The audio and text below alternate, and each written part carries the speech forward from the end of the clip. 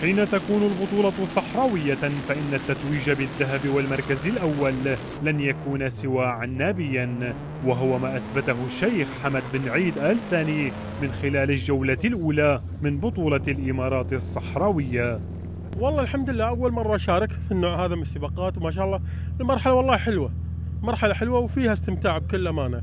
يعني تعرف أول مرة أشارك، يمكن تقريبا 90% من الشباب كلهم مشاركين عليها من قبل على نفس المرحلة وحافظينها. يعني أي سائق يبغى ياخذ الأول يعني بدون شك، يعني حتى لو سيارته أضعف سيارة، لكن توافيق من الله. يعني ما تقدر تقول يعني أنا بفوز أو كذا، لا هذا علم عند الله. يعني احنا الحمد لله كانت عندنا حرارة اليوم شوي، فكنت أهدي على السيارة لأني أنا يعني يمكن أقوى سيارة موجودة معي.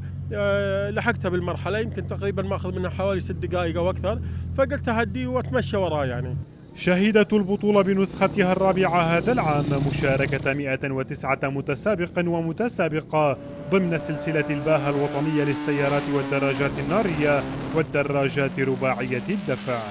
اليوم نحن بغض النظر يعني عن الإخوان الموجودين في دولة الإمارات، ولكن كل هالمشاركة وتهيئ بعد تأهيل إلى البطولة الخليجية التي ستقام إن شاء الله في السنة الجاية. فيعني كسر الجدران هاي والحواجز اللي موجودة، لازم نكسر نحن الجدران ونبني جسور من بيننا أكثر وأكثر في حسن المعاملة، في الترحيب وفي الإدارة الصحيحة. تعد بطولة الإمارات الصحراوية أكبر بطولة محلية في المنطقة من حيث حجم المشاركة، ما يعكس أهميتها وشدة المنافسة بين السائقين على احتلال المراكز المتقدمة، خاصة أن المنافسة تستمر على مدار 5 جولات خلال الموسم الذي يتوج في نهايته الفائزين بالترتيب العام. لقنوات الكاس، كنان لحدو، دبي.